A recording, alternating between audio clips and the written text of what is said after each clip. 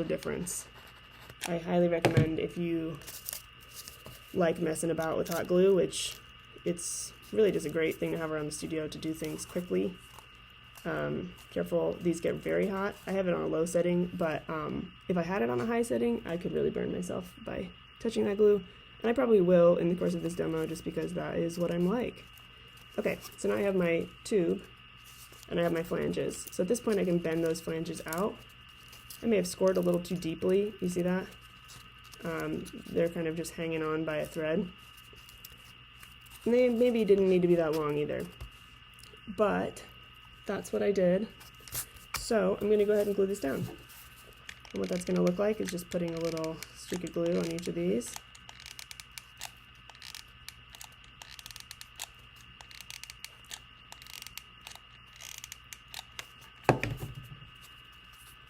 And setting it down where I wanted on the substrate. Okay, so that is quite a structural connection. There's a lot of surface area joining this first piece to the second.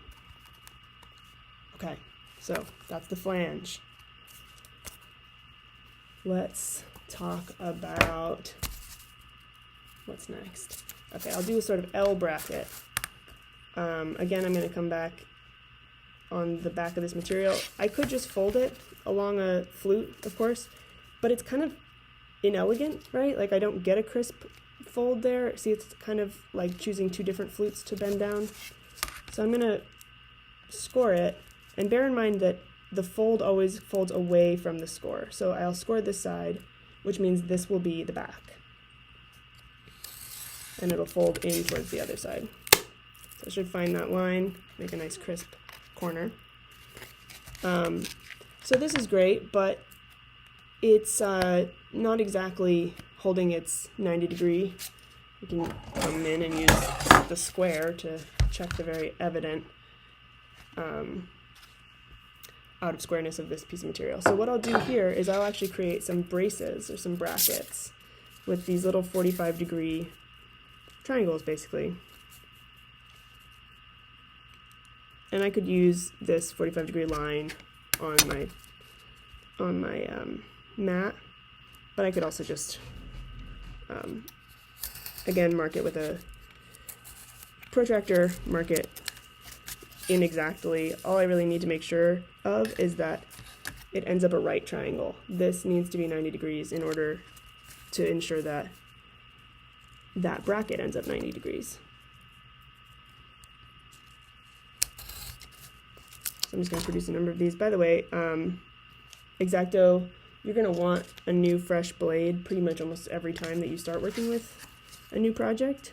And I'm probably going to need to refresh at some point in this demo, because I'll start seeing that my cuts are a little more ragged, a little more tearing, a little less crispness.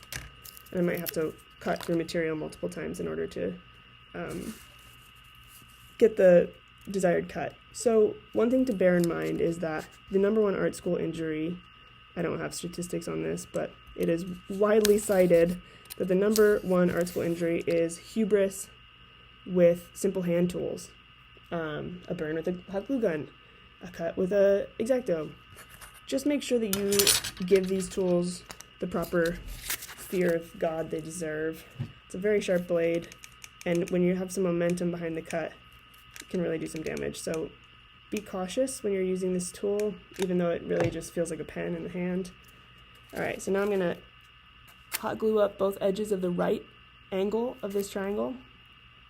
I mean, I can really do this on any angle that I want. If I wanted an acute bracket, I would just cut my supports at the angle at which I want them.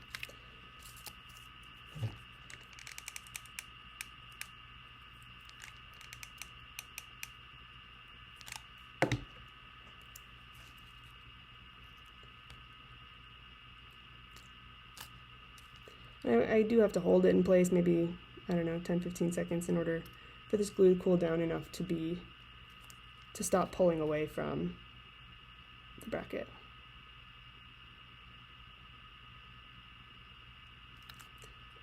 Yeah, that's still gone. I might just reinforce that from the outside, assuming this is an interior angle and that my viewer won't see that, I can go ahead and support it with a bead of hot glue, like caulking basically.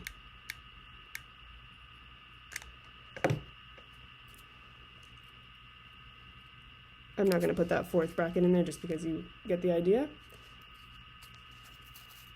Okay, so this is a very strong joint now. Say I wanted to reproduce, say, a chair or something like that, and I wanted to support the seat and prevent it from sagging. These interior brackets can be as large as you need them to be in order to support, say, the center of a piece of material that wants to sag. Okay. Tabs. I'm trying to remember what that means. Oh, right. Okay. So this is a similar concept. I'm going to just go ahead and cut like an inch strip here to function as tabs.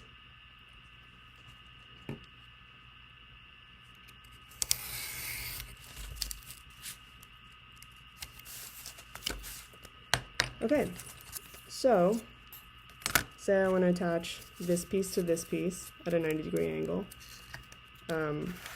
Again, just this edge. See, just 3 sheets of paper or 2 sheets of paper, really. Just very little surface area to accept glue. So I'm going to create little tiny 2-inch. Okay.